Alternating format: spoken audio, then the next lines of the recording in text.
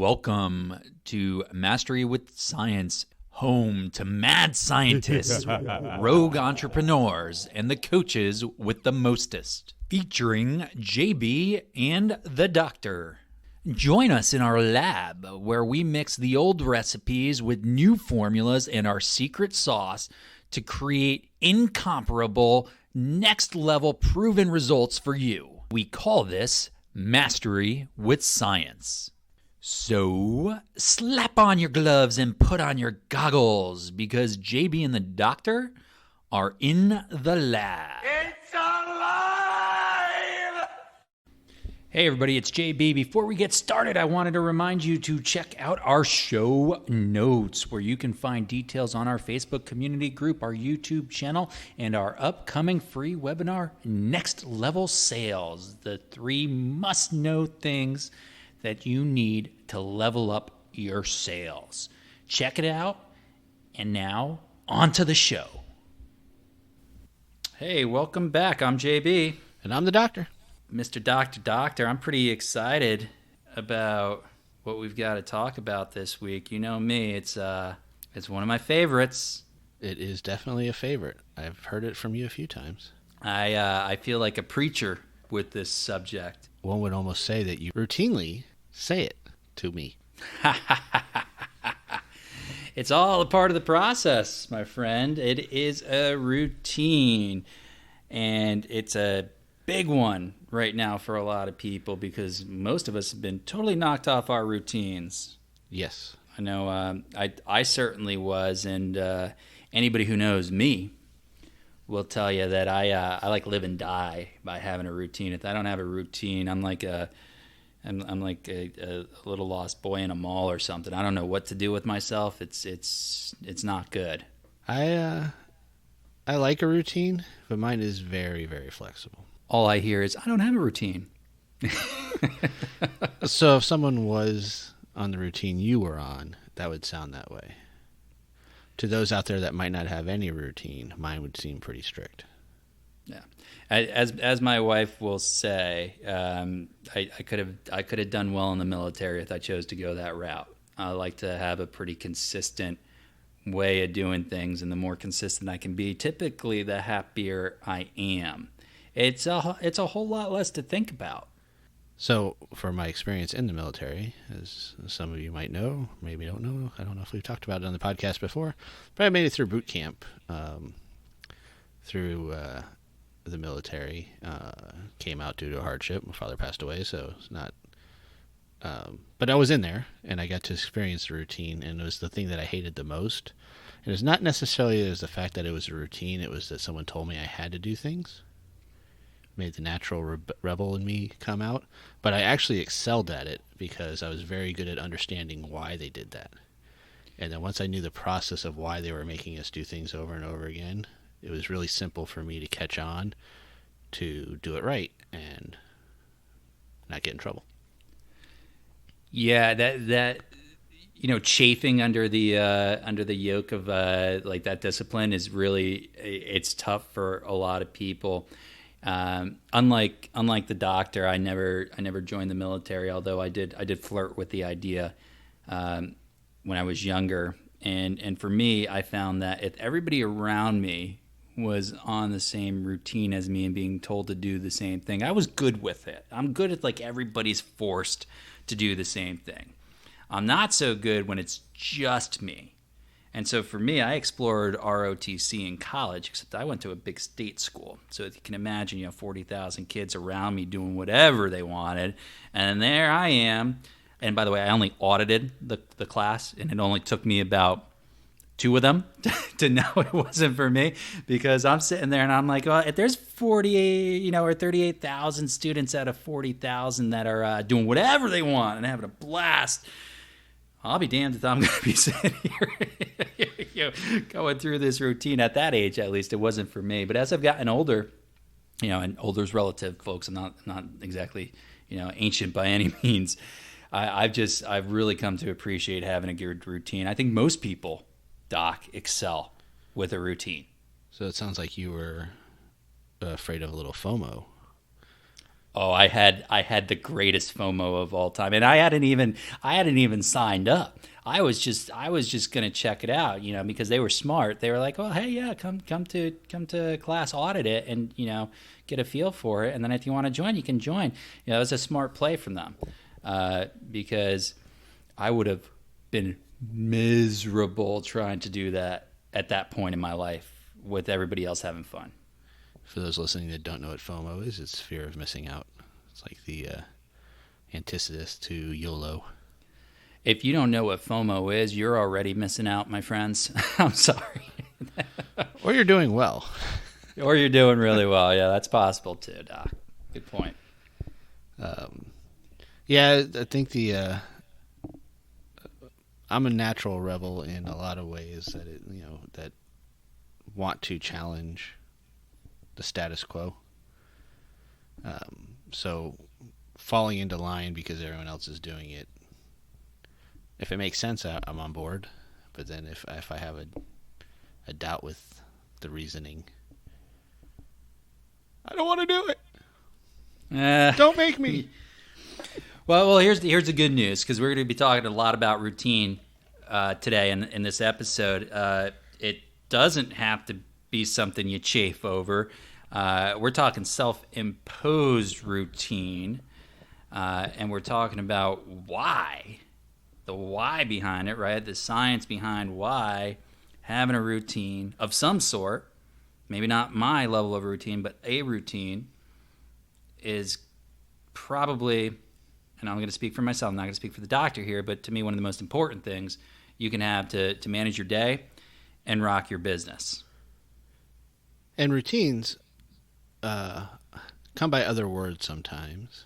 Ooh, don't say it. Don't say it. I'm not going to say the H word. I know that will set you over the edge. I might say it anyways, just set you over the edge for fun. Of course you will. But I'm not speaking of that H word habit that some of you may be thinking of. I was thinking of more of it as a behavior. So routines come from behaviors, and everything we do, if you listened to me before, comes from behaviors. Thinking and behaviors are the root to everything. So as JB will be referring to a lot to routine, I will be explaining more how those behaviors lead to those routines, and we will be avoiding the H word. Yeah, we are going to avoid the H word, because the H word sucks. H word, when you say habit, what are you really thinking about? And I want you to be honest. When you say habit, you might immediately jump to something positive. I know you might, and some of you will. And then some of you out there are going to be thinking something pretty negative, aren't you? And even the people thinking something positive are probably going to have it cross your mind that, oh, wow, there are bad habits, aren't there? And I've got a major issue with that, because a routine is never bad. A routine, I don't think, is ever bad to have. There are good routines, and there's better routines, and there's the best routines. But there's never really a bad routine. There's just better ways to do it or not. There are absolutely bad habits. And that's why I hate using that word, Doc. I don't hate using a lot of words, but habit's one of them. Unless you're a nun, don't be talking to me about no habits. Now, I'll be the voice of reason that brings us a little bit level in that. I don't have the same hatred towards the word habit as JV does, but the reasoning behind his hatred makes total sense to me, and I'm definitely on board with that. The idea of how we say things to ourselves set the tone. And we'll be going to that much more in next week's episode, which will be about mindset. So hint, hint, stay attuned. But that does set a tone for that. And when we say words that can have multiple connotations, it can set you off into the right way, especially if you have this habit. And I'm using the word purposely that time for you, just for because I get to see JP's reaction. You guys do. But I say it that way because I want you to have this, how it does have that negative connotation with it, right? Doing something in a way that you believe that you have no control over. Oh, smoking's a bad habit. So I haven't been able to kick it because it's just a bad habit. So you set your mindset with that idea that it is something that you can't control. Well, one thing we do know about behaviors is sometimes they're difficult to change, but they're all changeable. It's profound. I mean, but it's true. I mean, as an ex-smoker, breaking the habit, kicking the habit was really, really difficult. And I know a lot of people out there struggle with a lot of different habits. And that's the thing. Habits, a lot of times, mean struggle. Routine, to me, it's the exact opposite. A routine is not about struggle. A routine is about paving the road, right? You're going to travel a lot faster on a paved road than a dirt road. And a routine allows you to pave the road and makes it really easy. And routines are, from where I sit, I mean, just one of the most effective ways we can manage our time and our days. And this is something that's pretty important to us. For those of you that don't know, we've got a course coming up in the near future that's going to talk about time management, taking back control of your day and slaying your day. And for me, a lot of that starts with developing some sort of routine. You got to have something there. Well, it's a good basis. It's your good structural soundness. Are you trying to say foundation? I was trying to use alliterations, but it didn't last past the first word for some reason. So we'll slide away from that alliteration. But yes, the idea is to set a good foundation for success in time management,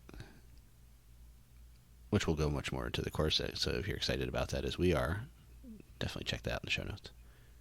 Yeah, it's the starting point, the foundation. It's everything that you build off of, and it's incredibly important. Now, you mentioned it, right? Not everybody has to have a strong routine like I do, but for a lot of us, when we lose a routine, it can make you feel like you're kind of adrift at sea. And then for a lot of people, they've never really learned how to establish a routine in the first place. So, I think what we're going to try to accomplish today, and if you're listening in and you're thinking to yourself, well, what are they really going to be talking about? What kind of mastery are we talking about today? It's mastering how to create a routine, and we're hopefully going to give you a couple ideas to really establish a routine and why it's going to be so effective for you. And if you don't even realize it, you're probably doing a bunch of routines every day. I'm assuming you wake up and you brush your teeth. God, I hope so. And you probably don't really think about it. You're probably on autopilot with that. It's because you've trained yourself to have that routine. A lot of people have, pre-meal routines, pre-workout routines, routines that they spend with their family, that they do ritually. Those are all still routines. And a lot of times we don't put that kind of identity to it. So we don't think it is something that we're capable of when we're still doing it pretty much every day. You want to share with anybody what some of your routines are, Doc? So my favorite routine is taking my dog for a walk. Not always my favorite. Not when he wants to go when I'm not prepared for it, but it's usually my favorite.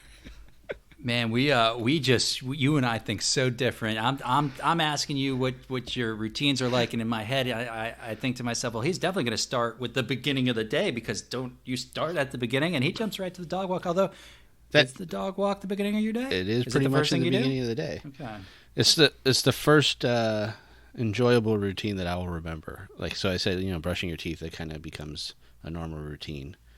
But I didn't really want to bore our listeners with me brushing my teeth. So the idea of taking my dog, and what's fun about my dog is he can sleep more than anything I've ever seen in my life. I am jealous of his ability to sleep.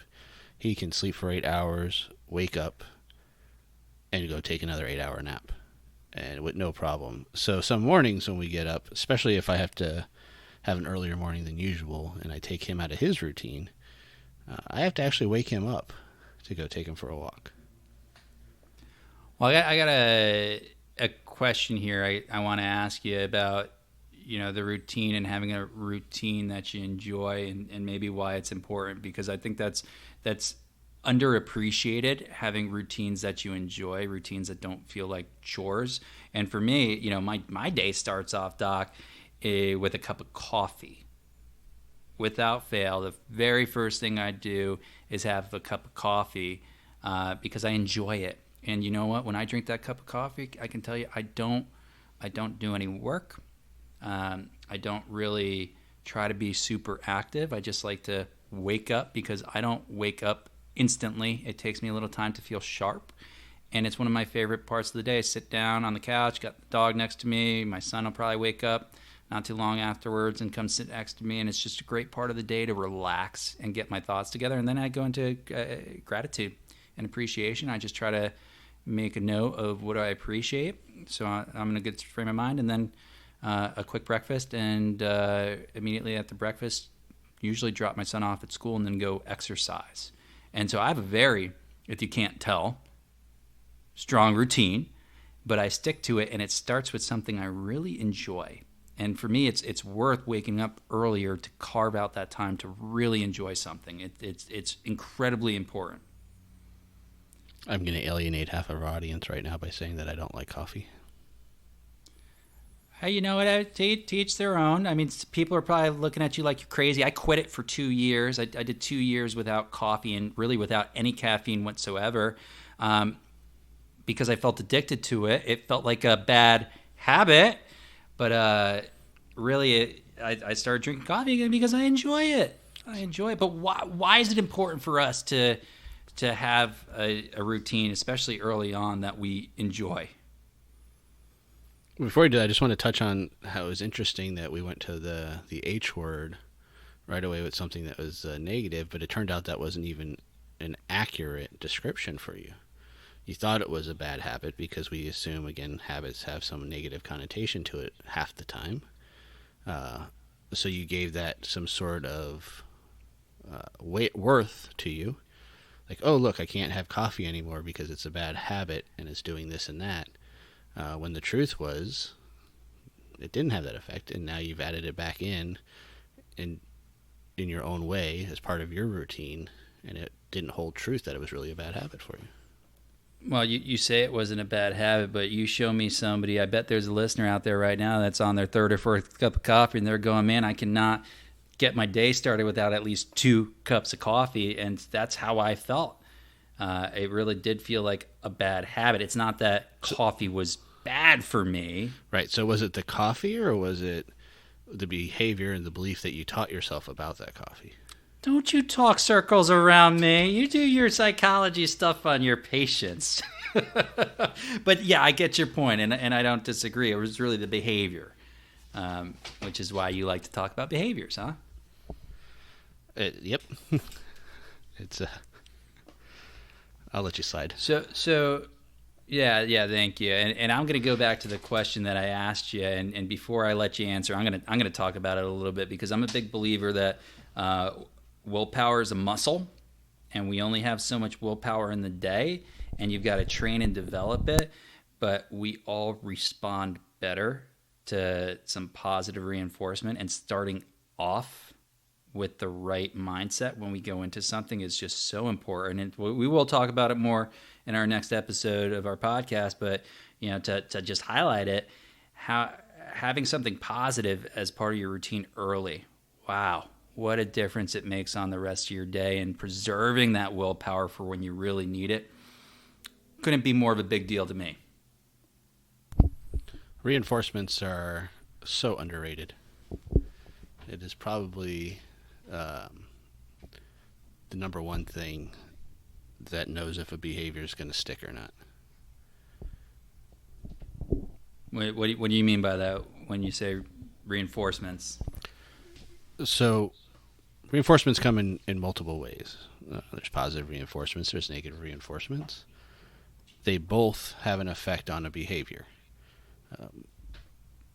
Negative reinforcements usually lead us to behaviors that we don't want to include, but they still reinforce whatever we're trying to do.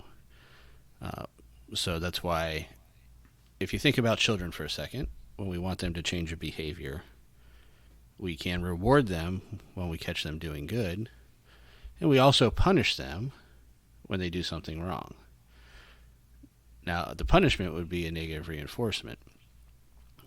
They don't like that feeling, but they understand what you're trying to do. Now, that doesn't work as well as a positive reinforcement, so I never recommend those type of punishments with children. They tend to have less effect. Whereas a positive reinforcement, catching them doing good, reinforcing that behavior, has a much more profound effect. They'll both still get the change, though. But without those reinforcers, those behaviors tend not to change. Because, say, using the same example of a child, if they're doing something that they're used to doing and you don't want that to happen anymore, you want them to do something new, the only way they know that they're doing the right thing now is if someone tells them.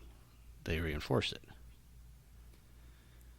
And there's something here I want to speak to, because a lot of people are thinking, well, what is a negative reinforcement? What's a positive reinforcement? I'll just give an example in my own life about a positive reinforcement that's really been effective for me. Is, with whatever you're doing with your day, there's going to be parts you enjoy and parts you don't enjoy. Hopefully more that you enjoy than you don't enjoy. But none of us go through life happy all the time.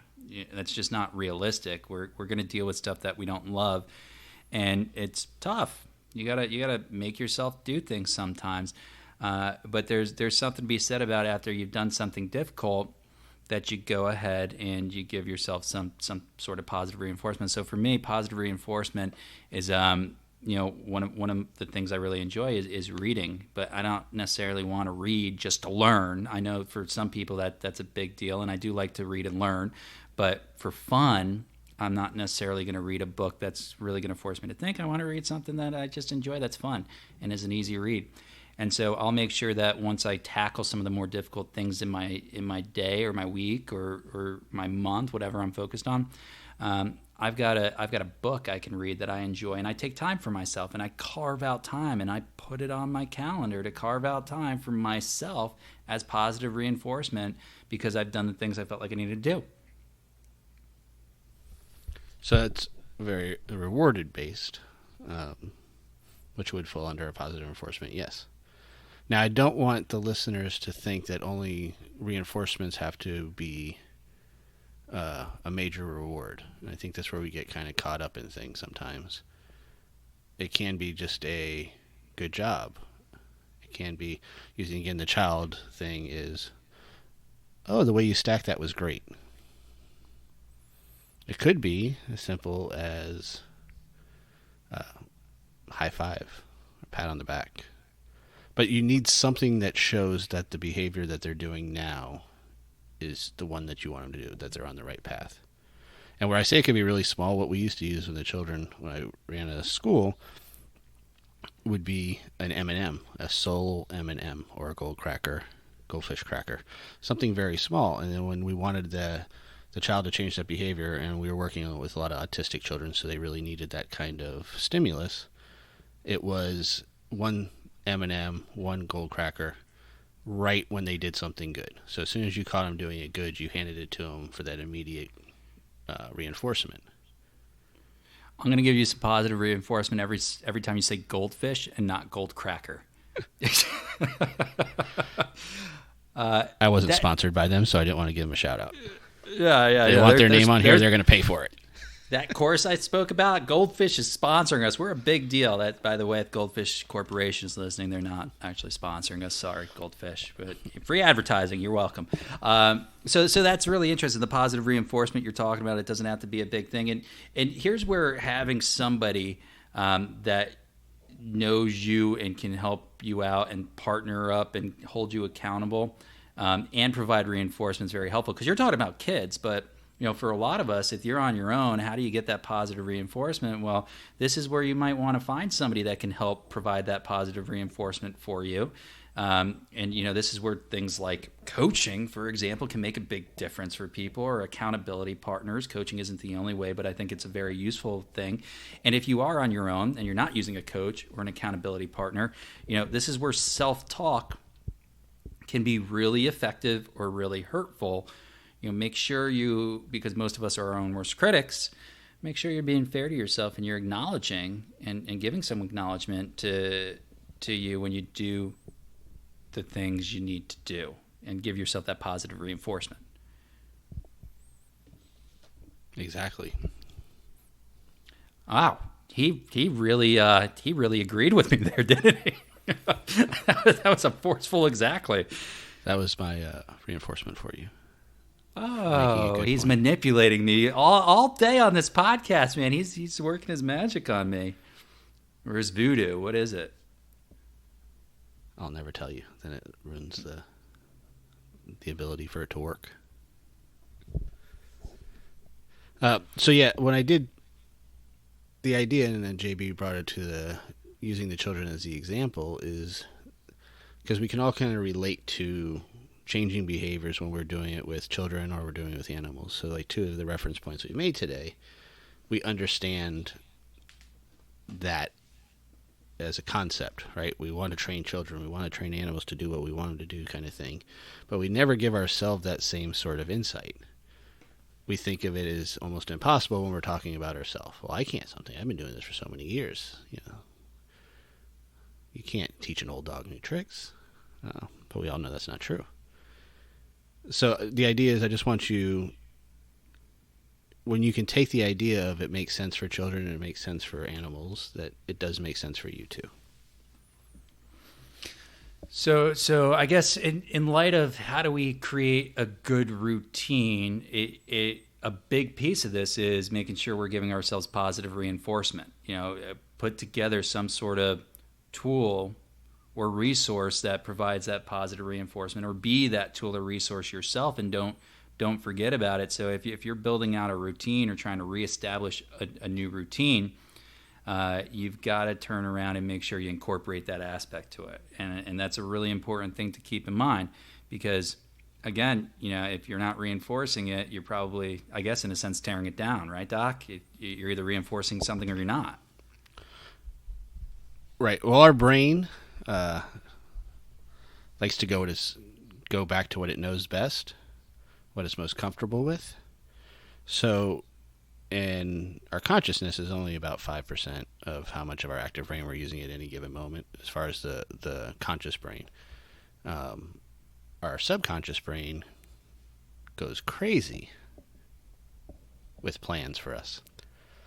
So saying that, the idea is if we're trying to change a behavior, unless you're actively reinforcing yourself to do that, your subconscious is going to take over and the old behavior is going to come out. There's no delete button like you can on a computer. You can't just go erase the program. It's always there.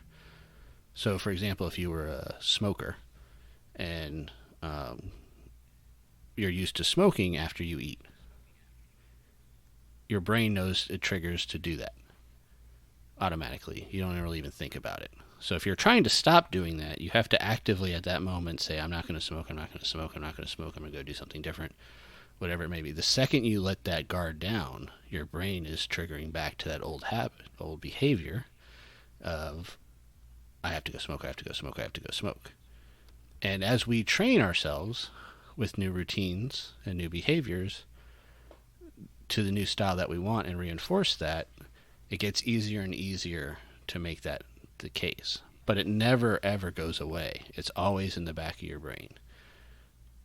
There's no delete button that permanently erases it. So that's why you see people that even months later see these routines, these negative behaviors pop back up, is because their brain still has it in there. So that's why those reinforcements become so important. It's a problem with having such a large hard drive for a brain, right? We can't hit delete. It's always stored there, and as an ex-smoker, I can absolutely appreciate that example you gave there. For me, maybe more personal for people who haven't been smoking, but this is just a great example of how routine can really infiltrate us. Most of our listeners have probably been driving for a while. Well, I used to drive all the time for work, many hours a day in external sales. And I can't tell you how many drives I would have where I was somewhere and I was 2 hours away from where I was going. And the next thing I know, I'm 15 minutes away. And I couldn't tell you what happened on the actual driving portion of that for the last hour and 45 minutes. It just was routine. My brain just went straight to the routine of driving. I didn't think about it. My mind was elsewhere. And it goes to show 5% of our consciousness, or 5% of what we're thinking about is our conscious thought. The rest is subconscious. It's routine. And it's why building routines are so important. But for any of you out there that are afraid of building a routine or don't know where to get started, believe it or not, you're an expert at this. You are really, really good at this, even if you don't realize it. Assuming you brush your teeth. Yeah, seriously. Man, I feel like you've met somebody in your life that did not brush their teeth, and it really concerns me. By the way, I didn't bring up teeth brushing in my routine, my morning routine, but it's in there, and it's in there early for all of you who are wondering. And that proves my point, though, is it's something that we do so routinely we don't even think about it. Which is why I always go back to that example. Because it's something that generally most high percentage of people do, but don't really ever give that any thought to even when you're listing out your morning and say, hey, give me every detail of your morning. That's something that usually gets skipped because it becomes so routine. But that also puts to JT's point that JB is right on when he's saying that you can do it because you already do it. Yeah, you absolutely do. And I know a lot of times there's kind of paralysis by analysis. It's like, oh my gosh, how do I create a routine? And this is where, choosing priorities, which we talk about a lot in our time management course and taking back your day, prioritizing. How do you prioritize? It is something you really need to come to terms with. What's important to you? Why are you doing something? Why are you getting up in the morning in the first place? You probably have a reason. I hope. The doctor is making some eyes over there. I'm a little concerned what he has to say about this, but I hope you're getting up for a specific reason. And I want you to know if you're struggling to find your why, it's one of the things we can help you with. I think it's one of the things that sets us apart. There is no one size that fits all. So a lot of times what I see out there and what I have to deal with when I'm working one-on-one with people is they've tried this person's system, they've tried that person's system, and they're using systems that don't fit into their life, their mentality. Those things don't motivate them. So using someone's system that doesn't motivate you is not going to be very successful, which is why we, like as we're talking about today, is showing you the how and the why these things work. We give you the fundamentals, and then we help get you to a system that works for you. Once you know why things work, you can make it work for you. And that's we're giving you the gold crackers, folks. We're giving you the gold crackers. And there'll be other kind of crackers as soon as they pay us. What a great point though, Doc. I mean, the idea of having a perfect system, I think you can build out process for sure. And I'm a huge believer in process, and routine is a part of the process that you build out. But is there a one size fits all in anything we do? No, of course not. Absolutely not.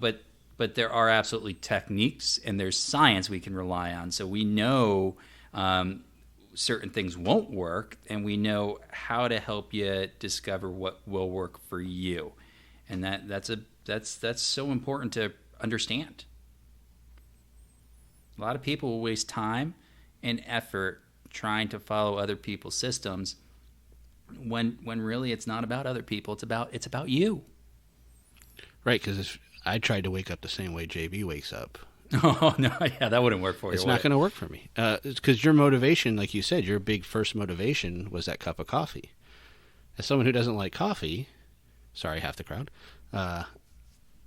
If someone doesn't like coffee, that's not going to be my motivator to want to do those same things. If you're sending out Christmas gifts, by the way, and want to send the doctor some coffee, let me know. Send me an email, podcast@jbandthedoctor.com, and I might just slip you this dude's address. I'm just saying if you want to send him some coffee, it's all right by me. Hopefully you will be spiking that coffee with something I would like to drink. That list is pretty long. And that's how the doctor likes to start his mornings. Woo! We're not allowed to do that? Who said? Oh, I don't know. Hopefully you got the point that it is specific to you. The basics matter. The basics are the same. The underlying techniques are real. They work. And then fitting it to you, finding your motivation So start thinking about that. Give that some thought. What's your motivation? What's going to get you started to make these routines stick? And if you want, in our show notes, we have a freebie that we give away. It is a very good tool that helps make sure you're on the right path with that. Oh, I love it. I love it. If you want to start a routine, it starts with your why. But once you have your why, you need to know what your priorities are. You need to know how to put them in front of you, and you need to know how to hold yourself accountable or have somebody help hold you accountable. If you need help with this, to the doc's point, it's in the show notes. We got a freebie. Check it out. Download it. It's built with science, and it's based off real life experiences. It's a tremendous tool for you, and if you feel like you need even more specialized attention, we've got the course upcoming. We've got the coaching available for you all out there. We're here to help. We're here to put you in a better place. It's really why we created Mastery with Science, was to put you in a position to win and level up. Yes, sir. Well, this is good. I mean, we look at this and we know where to start to establish a routine. We know how to keep it going and to make it part of our subconscious. And we know that there's some resources out there if we need some help with this. So, this has been a good topic for me. I'm just happy to have my routine back. I will let him have his routine and reinforce that for you. And for anybody who knows my routine, and I do have one at the end of these podcasts, you know what? I'm JB, and I'll sell you later. I'm the doctor. Have a great one, and we'll talk to you guys next time. Don't forget to check out the show notes. Follow us on all our stuff, and peace out, yo.